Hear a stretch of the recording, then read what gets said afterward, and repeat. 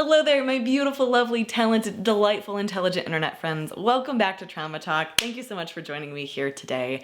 I'm really excited to bring you this video today. This is not the type of thing that I generally do, but I really enjoyed making this video and having this conversation, so let me know if you enjoyed it as well by giving it a like or commenting down below. But one of the biggest questions that I get asked and that I asked myself after going through the relational trauma that I experienced is, who will love me? Like, am I actually lovable? Am I actually worthwhile? Am I actually worth anything? Can I have a healthy relationship? Can I even have a healthy friendship? Is romance completely off the table? Trauma has a wide variety of impacts, but one of the most severe is often how we relate to and how we have relationships with other people. And Melissa Ann McDaniel, who is the author of the book titled Who Will Love Me? A Holistic Approach to Building Meaningful Relationships After Sexual Assault. This book is all about Melissa's own story of surviving sexual assault and how she found meaningful relationships after going through that. And I really appreciated this conversation. She sat down and we chatted for a while, and I'm excited to share it with you. Without further ado, let's dive into the meat of the video and talk about relationships after sexual trauma. Hello there, my beautiful internet friends. Welcome back to Trauma Talk. Thanks so much for joining me here today. As you can see, I have a guest with me. This is Melissa Ann McDaniel, and she wrote a book on a subject that I think will apply to a lot of people. It's a subject I definitely had a lot of questions about, and that's relationships after trauma. Melissa, thank you so much for being on with us today. Thank you for having me. I'm excited to be here. Yes, absolutely. So tell us a little bit about the topic of your book and what you wanted to convey with it. Yeah, so the topic of my book is a holistic approach to building meaningful relationships after sexual assault. Yeah. And a little background about this, the way this came about, I was sexually assaulted when I was 20 years old in college by a serial predator. So he's done it to multiple people and has spent stints in prison. And for me, the biggest question that I had was, who will love me? Yeah. Who will love me, not only because this has happened to me, but also who will love me if they know how I really feel on the inside. And so I started to put on all these masks, masks that shame with perfection, masks the guilt, beauty, whatever it might be. And as I started to go on my life, I found out I was really lonely. I had all of these things going for me, but I was so lonely. And when I dove into the studies of holistic leadership, which also dove into the synthesis between your mind and your body and how trauma can affect that, kind of had this light bulb go off as to, oh, whoa, what is happening here, and how can I use these as healing modalities in my own life? And as I started to work with my mind, my body, and my spirit, I just blossomed into a whole new person. Yeah. And the book was written to support others, to use those tools, to look at themselves wholly, and to be able to build the meaningful relationships that they're craving. Yeah, I think that looking at things from a holistic perspective is maybe not as common as we'd like to think, and is also so important in healing. What does that mean for you? For me, when I was first sexually assaulted, I was given all of these pamphlets on what was going to be wrong with me. And I was going to have PTSD, and sure. You can go to a counselor, and you need to talk. You're going to talk all of this out. Well, the reality is, for me, I didn't have the words to articulate what I was feeling. And so then I sit there and I just feel stupid, yet my body is totally triggered. I feel terrible and crazy, yet I couldn't articulate those words through talking. And so when I think of a holistic perspective, this gave me the ability to learn how to communicate with my body in a way that didn't involve words. So I can tune into my body and say, oh, wow, I'm really off today. I write an example in the book where my arms will not hug people. I will not engage with people if I'm totally triggered and off. It is fascinating. But now I know this about myself. When I think about the mind and the words that I used to describe myself, I used to say I was disgusting and damaged. Learning that although those things were negative self-talk, they also served a purpose. And learning how to reframe that and know that, okay, thinking that I'm disgusting, it served a purpose for a while. It kept me from wanting to attract mates. It protected my heart. And when I was no longer ready to need that protection, I was able to change that frame in my mind to say, oh, wait a minute, I am not damaged. I am so freaking lovable. Right? Yes. And I think too, when you think of the spiritual component to holistic thinking, I was so far removed from any type of spirituality because I thought that if there was any God or any higher being, why would he let this happen to me and multiple other women? Like, there's no way. Yeah. And that for me took a long time to unravel and really develop my own understanding of what spirituality meant to me and how do I connect with my spirit. Yeah, I know that spirituality is such an important healing component for so many people, but it's also where a lot of hurt is held, and so that's a hard one to work through. It's extremely hard. And when I was testifying in the trial, his pastor was sitting there supporting it. Right? That's. And so that I'm so sorry. dagger that was a tough one to overcome. Yeah, seriously, because that relates. You see someone like that sitting along and supporting someone like that, and it's so backwards to what it should be. Yeah. I think what you said about looking at that negative self-talk, like those, disgusting, broken, damaged, whatever words, as survival mechanisms. I'm not sure if you use that word. I think that's so cool. That's something that I've learned recently over the past couple years of counseling, that so many of the things that I thought were so bad and broken and wrong about me for the first few years of kind of life in the aftermath of sexual assault was just surviving, right? And so looking at these things that we deem as negative and bad, or like bad self-talk, as ourselves taking care of ourselves in some form, if we don't have the tools for the words, I think has been really healing to me as well. I think that's really cool that you bring that up. Yeah, absolutely.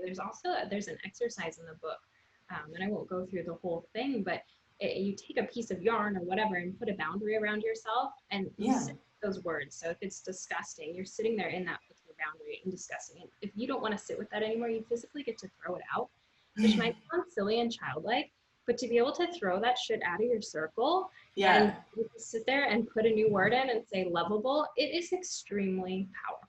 How did you get started building? You talk about, I think you call it a beautiful box of tools. How did you get started sort of piecing together like that exercise and other things that were working for you?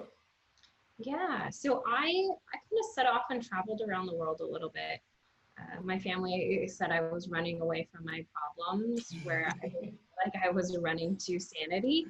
Yes, and big so, difference. right? I think that there's this, to me, a misconception that you have to heal in the place you were traumatized, that you're not going to get better if you don't stay there and heal and power through. I disagree with that. My biggest healing moments have happened when I've been able to remove myself from those who have contributed to the trauma and been able to do my own internal work. And so a lot of this process and building this toolbox started when I moved to, well, I didn't move. I went to Tanzania for 3 months and I did an internship there.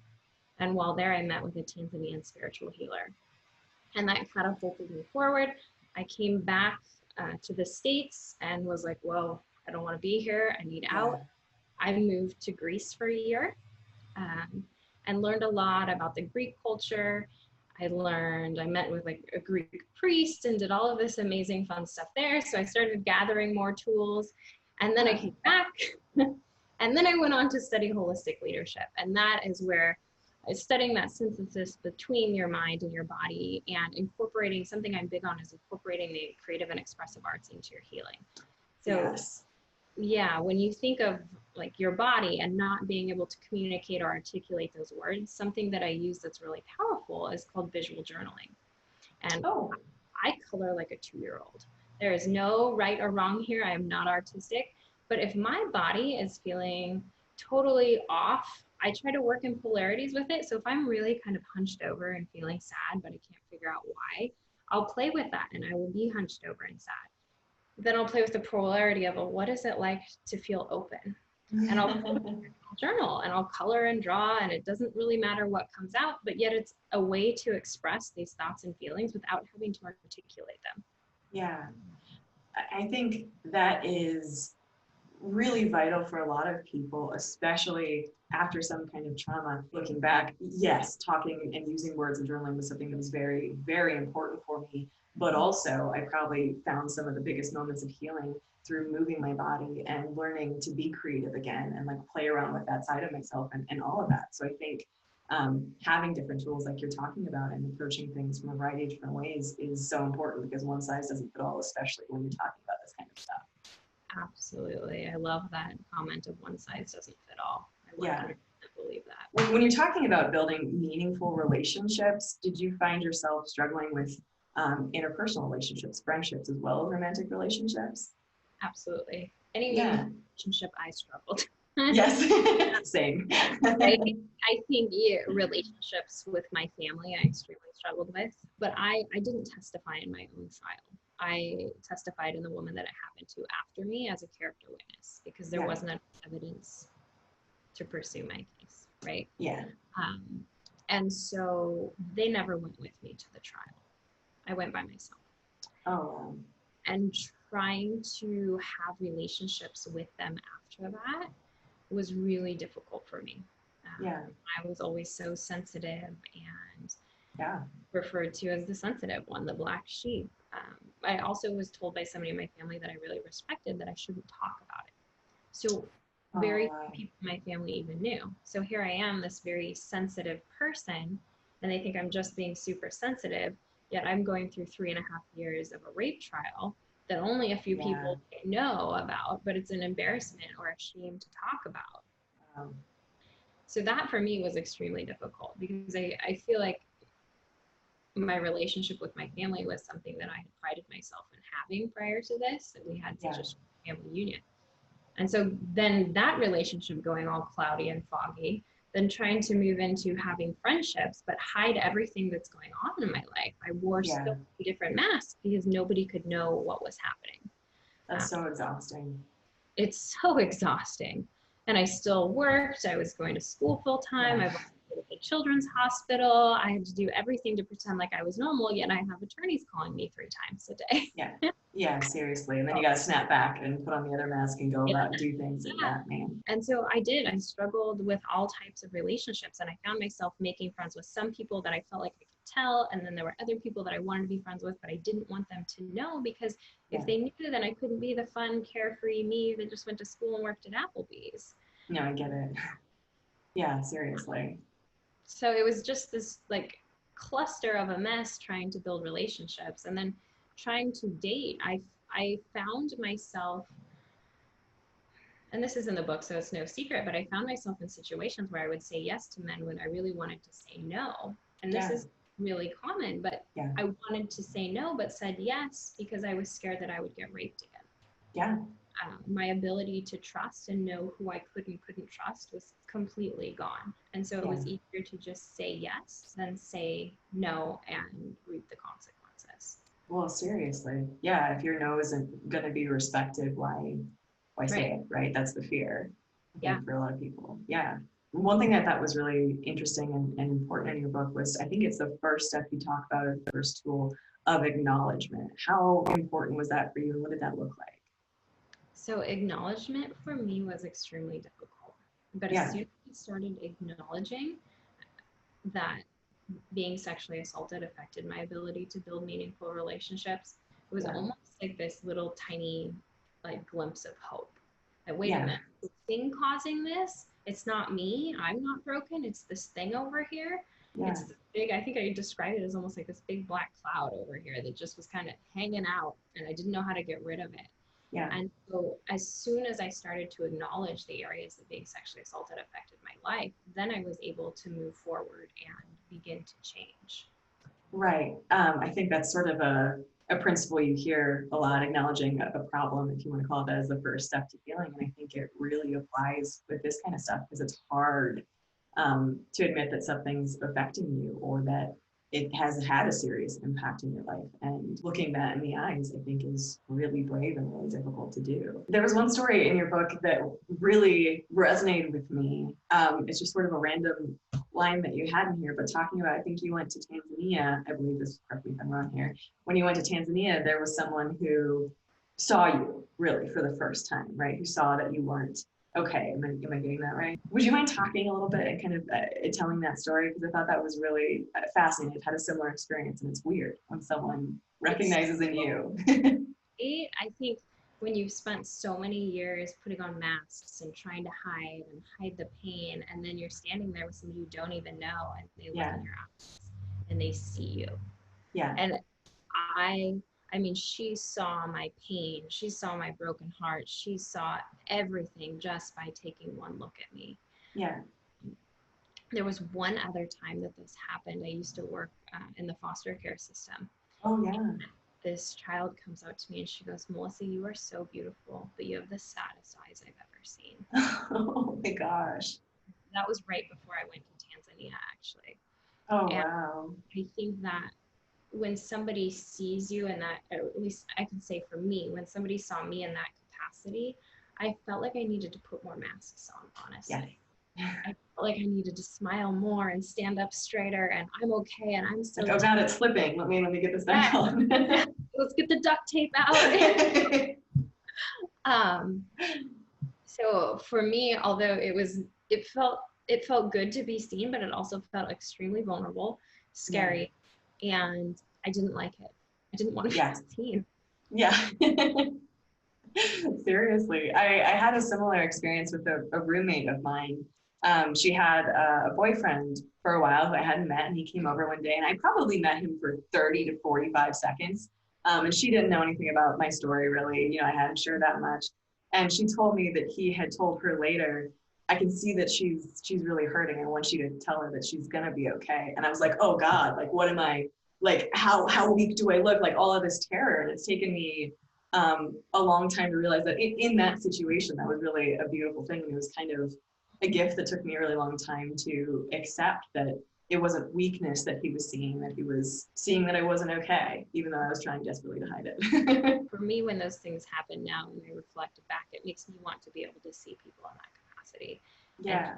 And that lens to look through, where I'm not just looking at them for the day-to-day life that they lead, but also really see their heart and what's inside.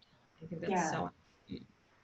I think it is too, because it is, it can feel so exposing and vulnerable, but I think those are some of the most powerful and potentially beautiful moments in our lives too. I thought it was really interesting talking about self-love, that it's not a quick fix, right? Like, it's not an easy Band-Aid that fixes everything. Sometimes the most radical pieces of healing are slow and aren't pretty and take time. Like, what does self-love mean for you, and what role has that played in healing your relationship with yourself and with other people?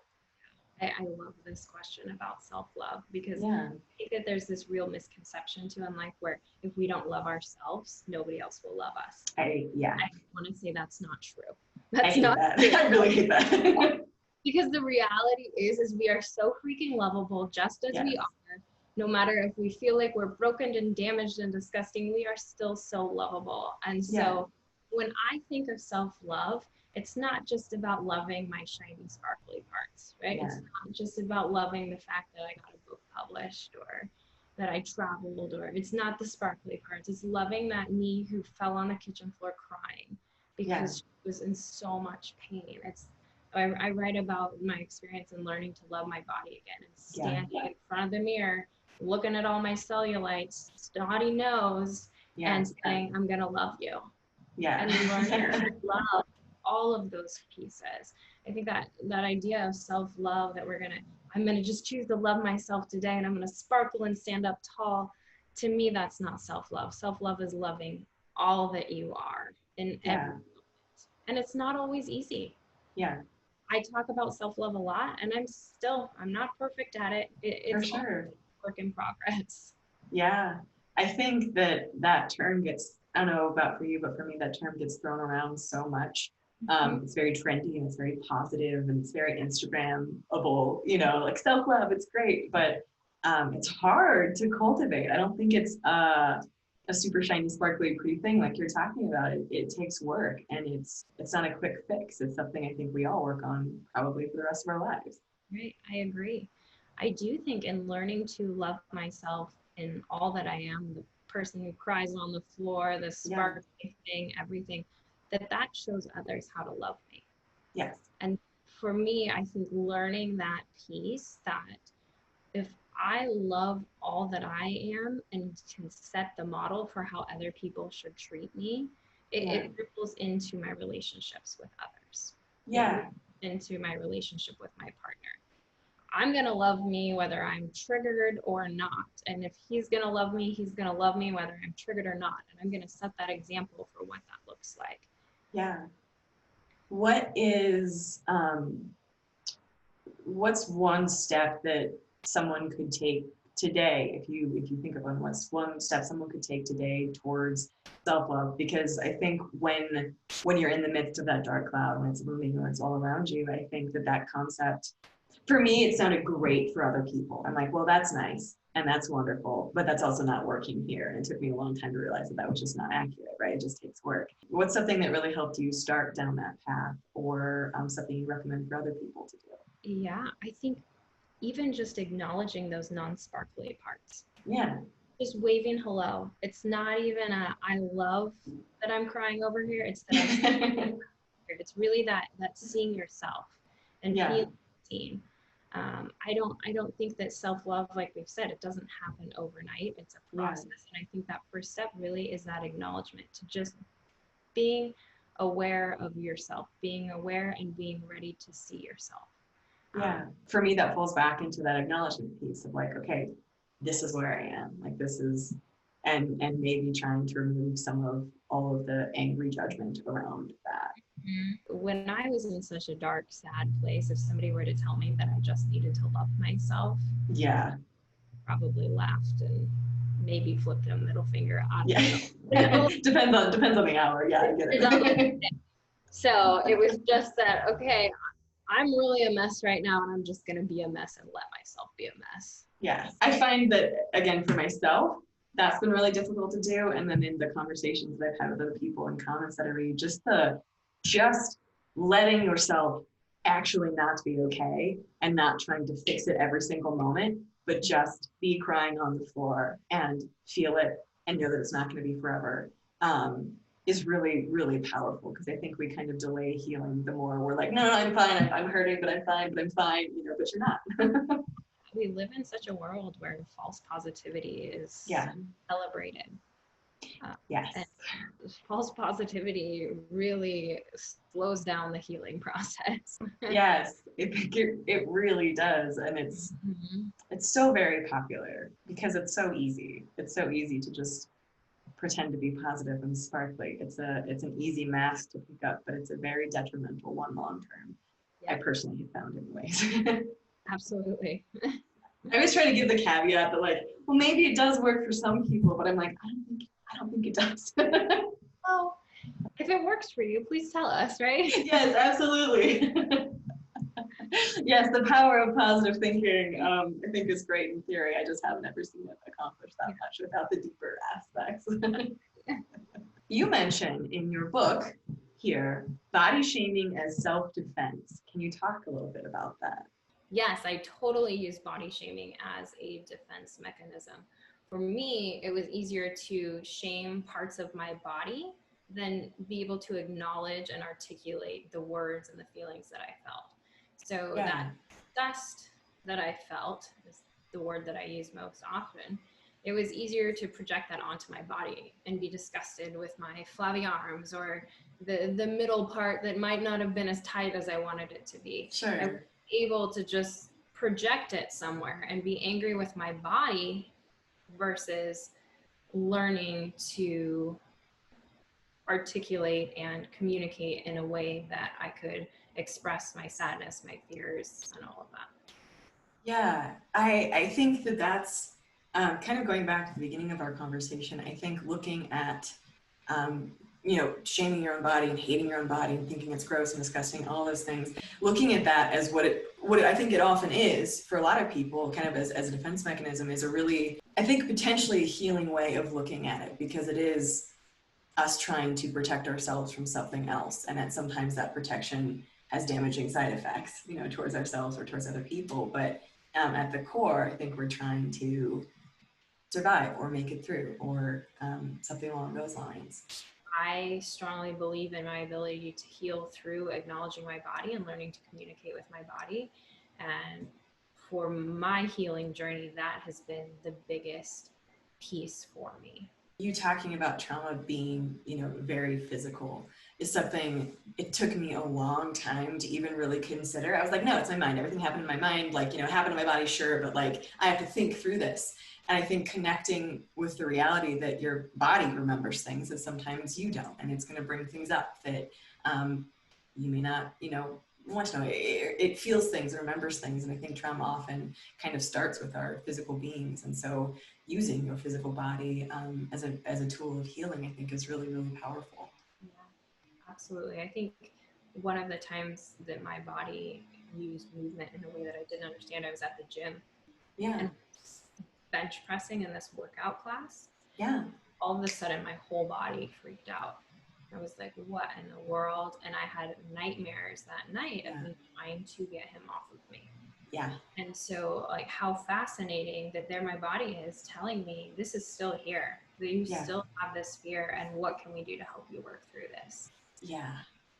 That's just one example of a time where your body, when you're, you think you're doing something that's healthy and you're going to lift these weights, and all of a sudden you're triggered and go, oh my gosh. But what a beautiful thing to be in the mindset of, this is communication. This is telling me something. Like, this to me is that self-love piece. Instead of being like, oh gosh, here we go again, there's more in me.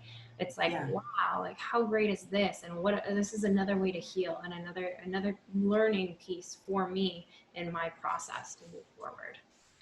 Yes, I think looking at those moments not as punishment almost, but looking at them as communication, like you said, I love that. I think that's such a great and accurate way of sort of switching the narrative from being like, I hate that this is happening, why isn't my body, then whatever, or looking at it as a really detrimental or punishing thing to, okay, something's being said here, and let me listen to it and see where it takes me, kind of thing. You talk about, obviously, like a lot of dark moments and a lot of struggles, and it's kind of where you started as you write about these tools.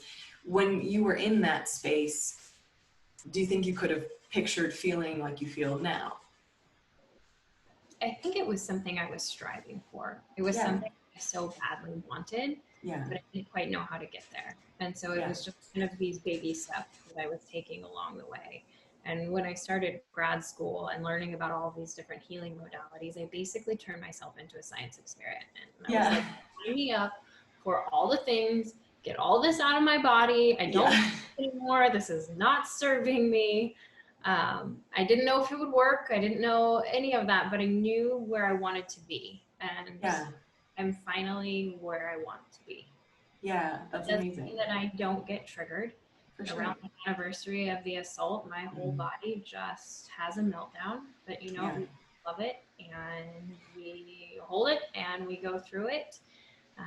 And my hope would be that one day that doesn't happen at all. But the reality is, this is where I am, and there's still work to be done, and that's okay. Yeah. If someone finds themselves in that space of wanting to not feel how they're feeling, or kind of maybe seeing a light, or even struggling to see a light, is there anything that you would say to someone who's in the midst of all that darkness right now? I would say that if you have that ability to see a light, a glimmer, a sparkle, hold on to it. Because that's little glimmer and sparkle is kind of your hope. That's your moving forward. And eventually, as you do the work, I had a professor always tell me, Melissa, you have to do the work. And I would hate it when she said that. But at the time, it's so true. And although sexual assault is something that we haven't done to ourselves, unfortunately, we are left with the task of doing the work to heal and move forward. And when you're in that dark place, hold on to that little glimmer of light and that little glimmer of hope, and just love it. Yeah, seriously. I think if anyone who's listening is anything like me, when I was in that sort of a dark place, I didn't think that I had that glimmer or that light, right? Like, I didn't think I really had it, but the fact that I was still waking up every morning and still trying something, like trying to exist, trying to not be harmful towards myself, anything like that, I think was evidence looking back that I did have that, even though I didn't know what that vision looked like. It was there, I think, that's such an important point, that little glimmer of hope or light looks different for everybody. And it can just be getting out of bed in the morning, like a shower. Seriously. Those are hard to do sometimes. Right? Yeah. It doesn't have to be this sparkly little glimmer of light. It's Yeah. whatever that thing is that keeps you going, putting one foot in front of the other. Yeah. And it's okay to stop and take a break and not put one foot in front of the other and sit and be with however you're feeling.